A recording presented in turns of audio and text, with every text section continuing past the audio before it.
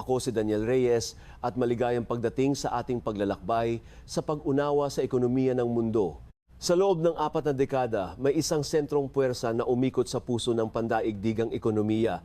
Isang tila hindi natitinag na aksis na humila sa produksyon, kalakalan pamumuhunan at maging sa mga pangarap ng buong daigdig. Ang kahanga-hanga at halos imposibleng mapigilang pag-angat ng China. Mula sa abo ng kahirapan at kaguluhang iniwan ng nakaraang panahon, unti-unting tumindig ang bansang ito bilang pinakamalaking pabrika ng mundo, isang higanteng industrial na lumulunok ng napakalaking bahagi ng bakal, semento, tanso, enerhiya at hilaw na materyales ng planeta. Nang dumating ang malubhang krisis pinansyal noong 2008 at tila yayanig sa pinakaubod ang buong sistemang pandaigdig, ang napakalaking stimulus ng Beijing ang nagsilbing pansamantalang salbabida ng internasyonal na ekonomiya. Sa panahong iyon, ang China ay hindi lamang isang bansang may napakaraming tao.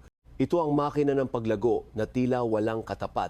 Isang bansang sa loob ng maraming taon ay nag-ambag ng napakalaking bahagi ng kabuuang paglago ng pandaigdigang GDP.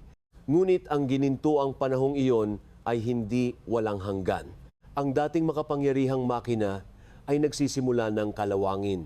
Ang dati malalakas na gear ng paglago ay unti-unting humihina at ang tunog ng babala ay naririnig na sa mga pamilihang pinansyal, sa mga pabrika, sa mga lungsod at sa mga tahanan ng milyon-milyong mamamayan. Ang tanong ngayon ay hindi na kung bahagya lamang bang bumabagal ang China. Ang tanong ay kung tayo ba ay nasasaksihan na ang isang malalim na structural na pagkaputol, isang makasaysayang pagliko na maaaring magmarka sa pagtatapos ng panahong tinawag ng marami bilang siglo ng China. Upang maunawaan kung bakit biglang nawalan ng sigla ang napakalaking ekonomiyang ito, kailangan nating balikan ang pundasyong nagbuo sa tinatawag na Chinese Economic Miracle. Noong 1978, sa ilalim ng estratehikong pananaw ni Deng Xiaoping, inilunsad ng China ang malawakang reforma at pagbubukas sa mundo. Ang kombinasyon ay halos perpekto para sa panahong iyon. Isang dambuhalang lakas paggawa na mura, masinop at disiplinado.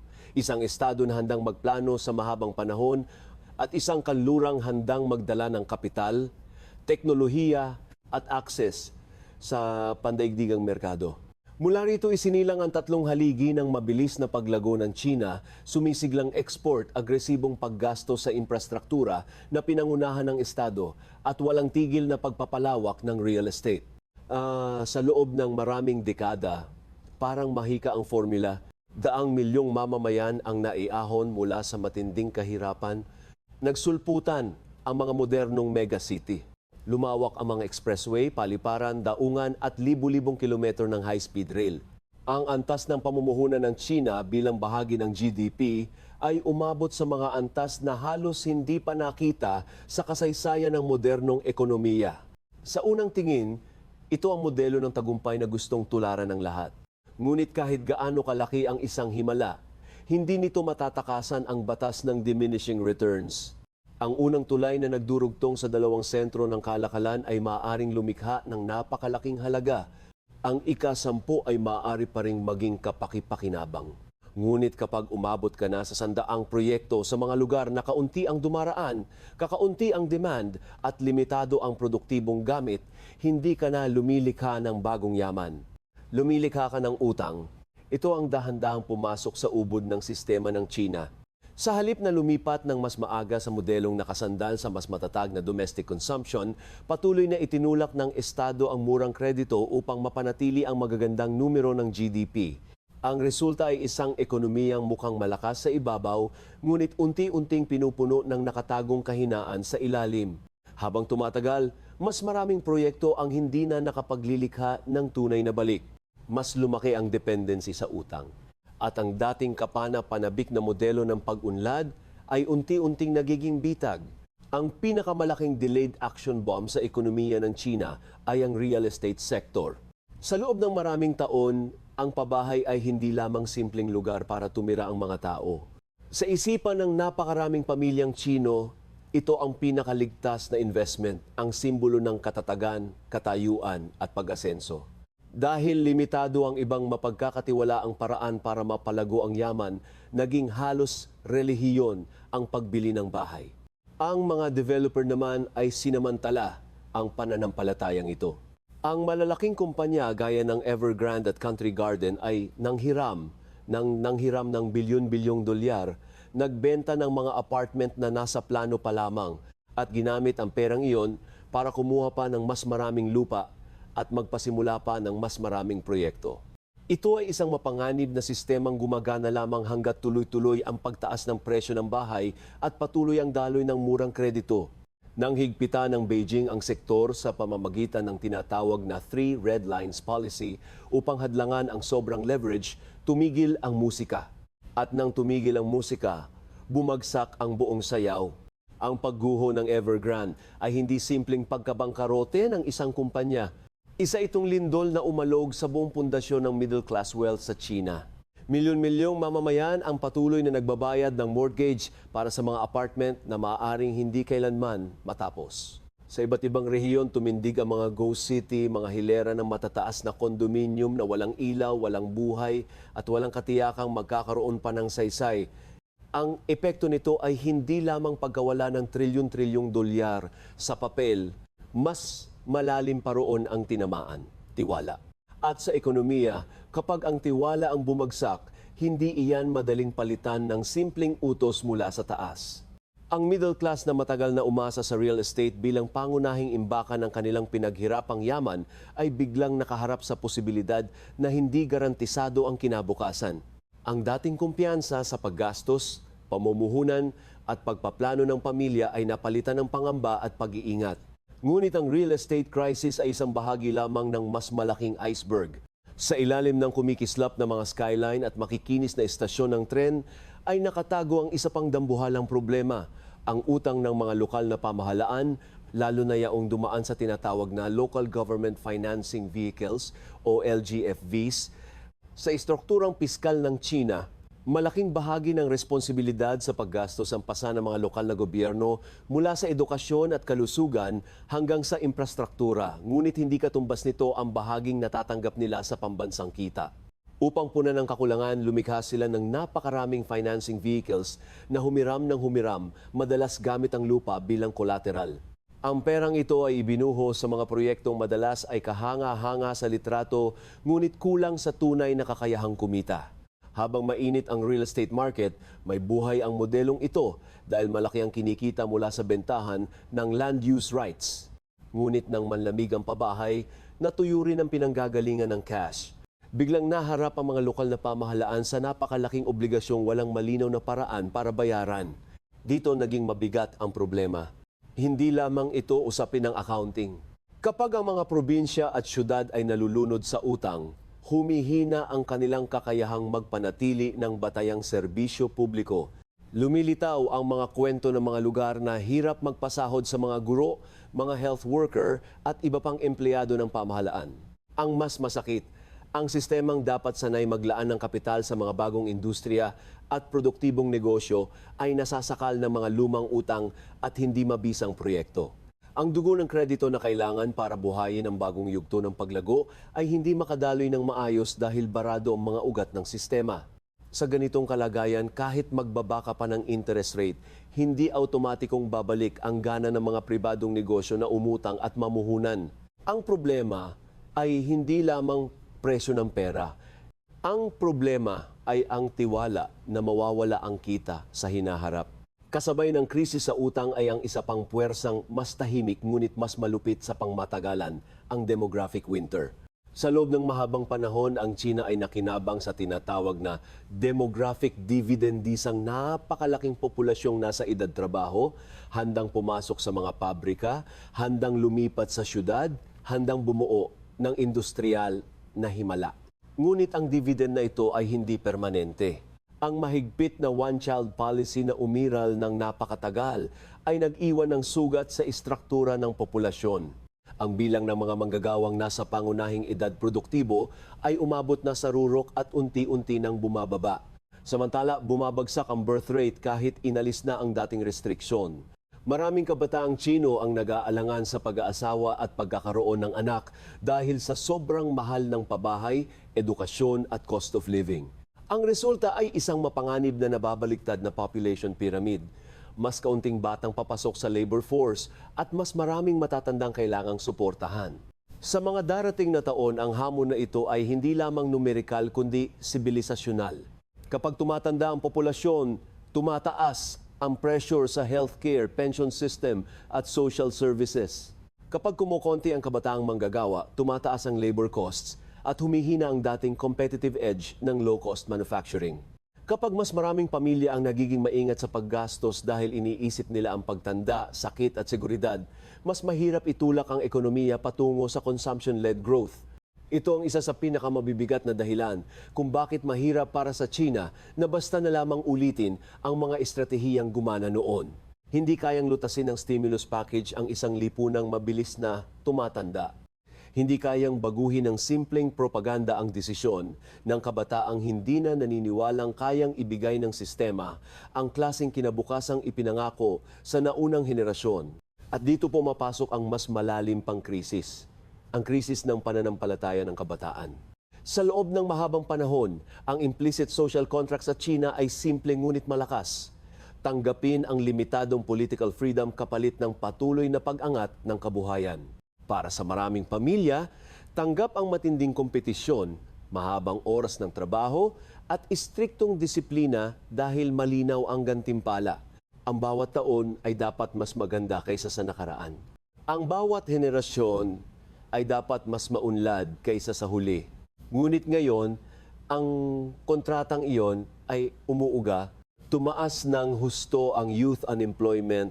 Maraming bagong graduate ang nahihirapang makahanap ng disenteng trabaho. Ang ilang sektor na dating sagana sa oportunidad ay humina, nagsara o nagbawas ng tao. Sa harap ng ganitong realidad, sumibol ang mga social mood na tulad ng lying flat at let it rot, mga pahiwatig ng tahimik na pag-atras mula sa dati brutal na karerang pang-ekonomiya. Mahalaga ang puntong ito dahil ang modernong ekonomiya ay hindi lamang pinapatakbo ng pera at pabrika. Pinapatakbo rin ito ng kolektibong sikolohiya. Kapag ang kabataan ang segmentong dapat sanang pinakaambisyoso, pinakamabilis gumastos, pinakahanda sa pagbabago ay nagsimulang mawalan ng gana sa pag-aari, pagbuo ng pamilya at paglahok sa masiglang consumer economy, nawawala ang isang mahalagang makina ng domestic demand. Ang isang lipunang tumatanda na nga ay lalo pang humihina kapag ang mga kabataan nito ay hindi naniniwalang sulit makipaghabulan sa sistemang dati itinuturing na landas patungo sa gitnang uri. Ang hindi nakikitang presyo nito ay hindi lamang mas mababang retail sales. Ito ay pagbagsak ng optimism, pagbaba ng risk-taking, at paghina ng entrepreneurial energy. Mas lumala pa ang sitwasyon dahil sa mga sugat na nilikha mismo ng direksyon ng patakaran ng Estado. Noong huling bahagi ng 2020 at mga sumunod na taon, naglunsad ang Beijing ng malawakang crackdown laban sa pribadong sektor, lalo na sa mga higanteng tech na minsang naging simbolo ng makabagong China. Sa ilalim ng mga panawagang gaya ng common prosperity at pag-iwas sa systemic risk, sinampahan ng mabibigat na regulasyon at multang bilyon-bilyon ang mga kumpanyang tulad ng Alibaba, Tencent, Meituan at Didi. Ang biglaang pagkansela sa inaabangang IPO ng Ant Group ay nagpadala ng mensaheng malamig at malinaw sa buong business community. Walang negosyanteng dapat maging sobrang makapangyarihan, sobrang visible, o lampas sa abot ng kontrol ng Estado. Ang pagbagsak ng private tutoring industry sa halos isang iglap ay lalo pang nagpatibay sa takot na ito. Ang epekto ay lagpas pa sa pagkalugi sa stock market. Oo, nabura ang trilyon-trilyong dolyar sa market capitalization, ngunit ang mas mapanganib ay ang pagkaputol ng kumpiyansa. Ang venture capital ay naging mas maingat. Ang mga entrepreneur ay nagdalawang isip sa pagpapalawak. Ang mga pribadong kumpanya na dapat sanay mag-innovate ay piniling manahimik at mag-ipon ng cash. Sa maikling salita, ang mga insentibong nagtutulak sa malikhaing enerhiya ng isang lipunan ay tinamaan. At kahit pa sinubukan ng gobyerno kalaunan na lumambot ang tono at sabing suportado nito ang pribadong sektor, may isang simpleng katotohanan sa mundo ng negosyo. Ang tiwalang basag ay hindi basta-bastang nadidikit. Ang mga negosyante at mamumuhunan ay hindi lamang nakikinig sa mga pahayag. Tinitingnan nila ang pattern at ang pattern ang nagdidikta kung sila ba'y lalakas ang loob o magtatago. Sa labas naman ng loobang ekonomiya, unti-unti ring nababawasan ang dating monopolistikong papel ng China bilang factory of the world. Ang pandemya ng COVID-19 at ang mahigpit at minsang hindi mahulaan na zero-COVID lockdowns ay naglantad sa kahinaan ng sobrang pagdepende ng mundo sa iisang production hub. Mula rito, pinabilis ng mga multinational ang tinatawag na China Plus One strategy. Ang ibig sabihin nito ay hindi agarang pag-alis sa China, kundi planadong diversification upang mabawasan ang panganib. Ang ilan sa mga linya ng produksyon ay inilipat o pinalawak sa Vietnam, India, Indonesia, Mexico at maging sa Pilipinas sa ilang sektor. Hindi madaling palitan ng China dahil napakalawak at napaka-advanced ng supply chain ecosystem nito. Ngunit ang direksyon ay malinaw, mas maraming kumpanya ang gustong may alternatibo. At sa ekonomiya ng hinaharap, kahit bahagyang paglipat ng produksyon sa ibang bansa, ay may malaking epekto sa daloy ng kapital, teknolohiya at trabaho. Ang paghina ng foreign direct investment sa China ay isang seryosong senyales. Ang FDI ay hindi lamang pera. Kasama nito ang managerial know-how, integration sa pandaigdigang network, access sa merkado at pagsasanay sa manggagawa. Kapag lumalamig ang loob ng mga dayuhang kumpanya, ang nawawala ay hindi lamang dolyar kundi momentum. Sa isang ekonomiyang matagal na nakinabang sa pagiging sentro ng pandaigdigang manufacturing, ang unti-unting paglipat ng bahagi ng supply chains ay simbolo ng pagtatapos ng dating yugto ng globalisasyon. At hindi ito dulot lamang ng gastos sa paggawa. May halong geopolitics, strategic distrust at pangambang pangmatagalan. Lalong naging mabigat ang usapin dahil sa tumitinding technology war sa pagitan ng China at Estados Unidos kasama ang ilang kaalyado nito. Ang labanan ay hindi na lang sa tariffs o trade balance. Ang tunay na laban ay nasa semiconductors, advanced chips, AI hardware at high-end manufacturing equipment. Sa simpleng salita, pinupuntirya ng Washington at ng mga kasangga nito ang pinakasensitibong ugat ng modernong industrial na kapangyarihan. Ang access ng China sa pinaka-advanced na chip at sa cutting-edge lithography machines ay nilimitahan. Ito ay hindi simpleng commercial dispute. Isa itong estratehikong pagtatangkang pabagalin ang pag-akyat ng China sa pinakamataas na antas ng value chain. Kung hindi makuha ng Beijing ang pinakakritikal na teknolohiya sa paggawa ng mga susunod na henerasyon ng AI, automation at defense systems, mas mahirap para rito na lampasan ang middle income trap at maging tunay na tech superpower sa paraang nais nito. Siyempre, hindi nangangahulugang mahina ang kakayahan ng China na tumugon. Naglalagak ito ng napakalaking pondo para sa self-reliance sa core technology. May malawak itong industrial base, maraming mahusay na siyentipiko at inhinyero, at napakalaking domestic market na maaaring magsilbing testing ground. Ngunit ang muling pagbuo ng buong advanced semiconductor ecosystem mula sa ibaba ay hindi simpleng engineering challenge lamang. Ito ay network challenge, talent challenge, time challenge at institutional challenge.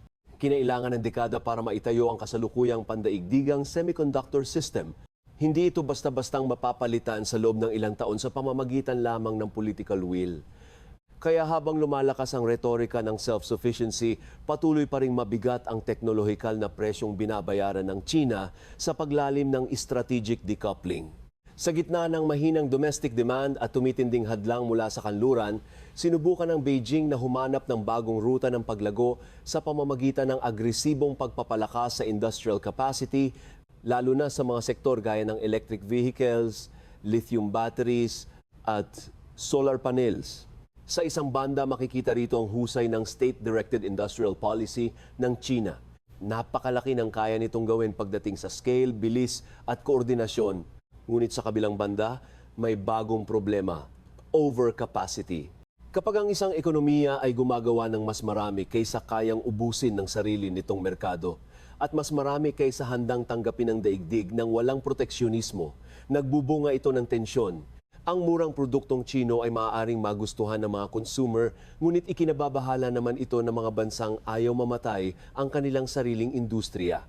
Kaya hindi nakapagtatakang nagpatupad ang European Union ng mga anti-subsidy measures laban sa EVs mula China, habang pinanatili at pinalawak naman ng Estados Unidos ang mahihigpit na taripa at restriksyon. Mahalaga itong unawain dahil ipinapakita nito na hindi na sapat ang lumang sagot ng China sa paghina ng loobang demand, gumawa pa ng gumawa at i-export ang sobra. Sa isang daigdig na mas proteksyonista, mas politisado ang kalakalan at mas balisa sa strategic dependence, ang pag-export ng labis na kapasidad ay hindi na simpleng mekanismo ng pag-ahon. Maaari itong maging sanhi ng panibagong backlash. Sa halip na magsilbing bagong makina ng pandaigdigang pagtanggap, maaari itong mag-udyok ng sama-samang depensa mula sa iba't ibang estado. Sa madaling salita, may limitasyon na rin ang bisa ng export-led rescue strategy. Ang lahat ng mga problemang ito utang, real estate collapse, demographic decline, youth pessimism, policy uncertainty, decoupling, at overcapacity ay nagtatagpo sa isa sa pinakakinatatakutang multo sa macroeconomics deflation. Habang maraming bahagi ng mundo ang dumaan sa mataas na inflation matapos ang pandemya, ang China naman ay nahaharap sa kabaligtaran, patuloy na paghina ng presyo at demand. Sa unang tingin, maaaring isipin ng ilan na mabuting balita ang murang presyo, pero sa mas malalim na antas, mapanganib ang deflation dahil hinihikayat nito ang mga tao na ipagpaliban ang paggastos. Kung naniniwala kang mas bababa pa ang presyo ng kotse, bahay o appliances bukas, bakit ka bibili ngayon? Kapag ipinagpaliban ng milyon-milyong consumer ang paggastos, hihina ang kita ng mga kumpanya. Kapag humina ang kita ng mga kumpanya, babawasan nila ang empleyado, sweldo at pamumuhunan. Kapag humina ang kita ng mga tao, lalo silang titipid. Doon umiikot ang nakalalasong spiral. Mas masama pa ito sa isang bansang may napakalaking utang. Sa panahon ng deflation, tumataas ang tunay na bigat ng utang dahil ang perang pambayad ay mas mahal sa tunay na halaga habang humihina ang kita at asset prices. Ang mga kumpanyang baon na sa utang ay lalong nahihirapan. Ang mga lokal na pamahalaang umaasa sa lupa at paglago ay lalo pang nasisikipan. Ang mga bangkong may exposure sa mahihinang borrower ay nagiging mas maingat, lalo pang pinapahina ang credit creation. Ang ganitong eksena ay nagpapaalala sa matagal na stagnation ng Japan pagkatapos pumutok ang asset bubble noong dekada 90. At ito ang bangungot na gustong iwasan ng Beijing.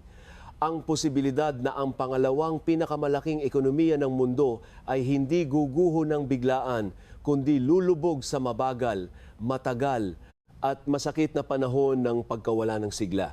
Hindi rin nakakulong sa loob ng China ang epekto nito. Ang pagbagal ng China ay may alon na umaabot sa buong Asia-Pacific, lalo na sa Timog Silangang Asya.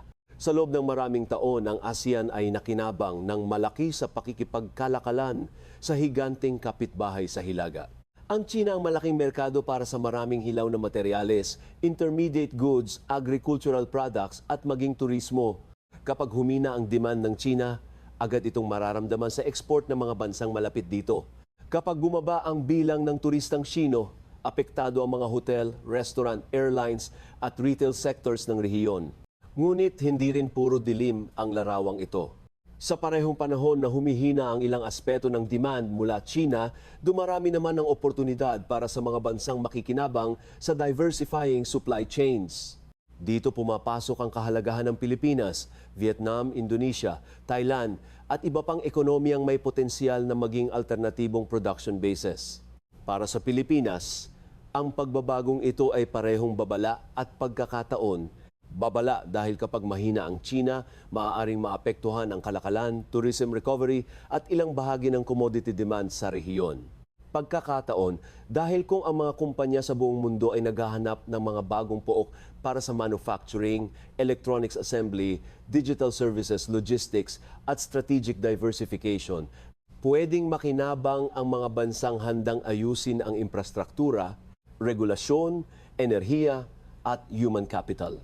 Ang sentro ng paglago sa Asya ay maaaring hindi na kasing konsentrado tulad ng dati. Maaaring mas kumalat ito sa mas maraming bansa. Ang dating unipolar na bigat ng China sa ekonomiya ng rehiyon ay maaring mapalitan ng mas multipolar na kaayusan. Makikita rin ang epekto ng problemang ito sa pagbabago ng lawak at ambisyon ng Belt and Road Initiative.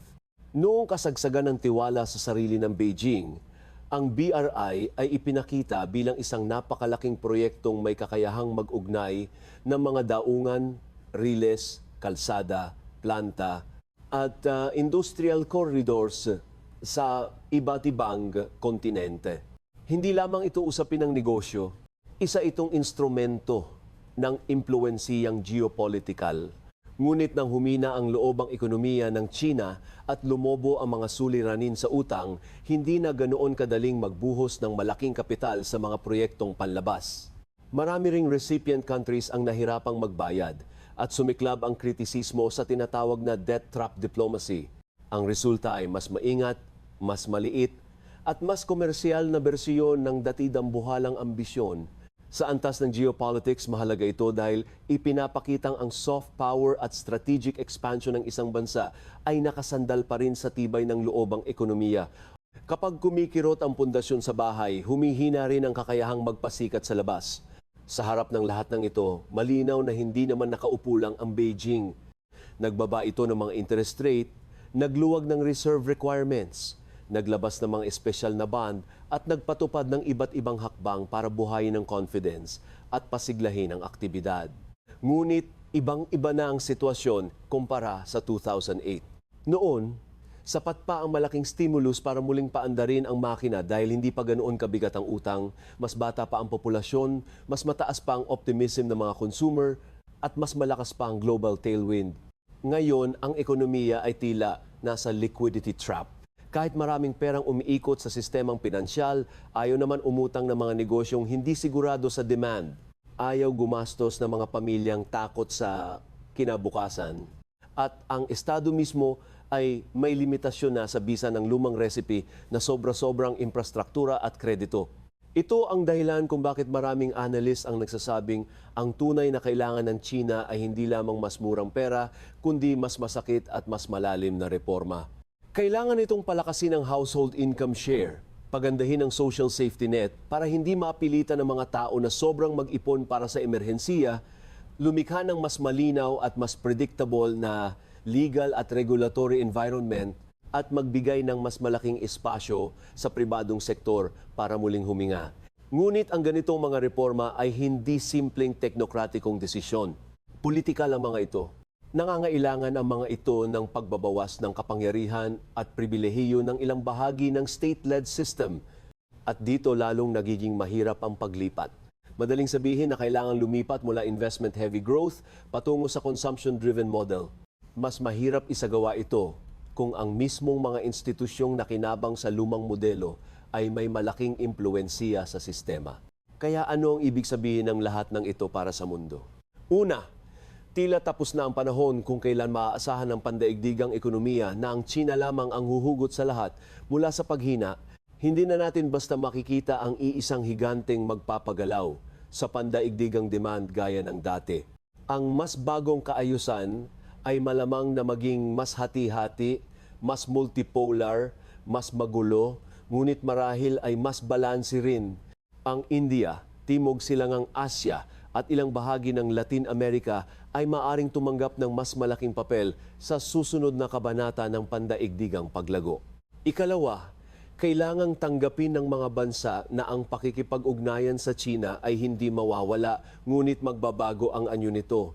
Mananatiling napakalaki at mahalaga ang China. Hindi ito basta mawawala sa mapa ng kapangyarihan. Ngunit ang dating imahe ng isang hindi mapipigilang growth engine ay hindi na ganoon katibay. At para sa mismong China, marahil ang pinakamahalagang katotohanan ay ito. Hindi pa ito tapos, ngunit hindi na rin ito katulad ng dati. Napakalaki pa rin ang industrial base nito. Malalim pa rin ang kapasidad nitong magmobilisa ng resources. Malaki pa rin ang ambisyon nitong umangat sa larangan ng teknolohiya. Ngunit ang yugto ng mabilis, halos automatikong pag-akyat ay tila nakasara na. Ang susunod na yugto ay mas mabagal, mas komplikado, at mas puno ng internal contradiction. Kailangan itong hanapin ang landas tungo sa mas mataas na kalidad ng pag-unlad nang hindi umaasa sa lumang kombinasyon ng murang paggawa, walang katapusang utang at real estate speculation. Kailangan itong buhayin muli ang tiwala ng mga kabataan, ng pribadong sektor at ng internasyonal na kapital. Kailangan nitong pag-isipan kung paano mananatiling makapangyarihan sa isang daigdig na mas maingat, mas mapaghinala at mas politisado ang ekonomiya. Sa huli, ang kwento ng pagbagal ng China ay hindi simpleng kwento ng pagbagsak. Isa itong kwento ng pagharap ng isang napakalaking sibilisasyong estado sa limitasyon ng sarili nitong modelo. Isa itong paalala na kahit ang pinakamalalaking himalang pang-ekonomiya ay may presyo, may hangganan, at may sandaling kailangang harapin ang mga hindi na kayang itago ng magagandang numero.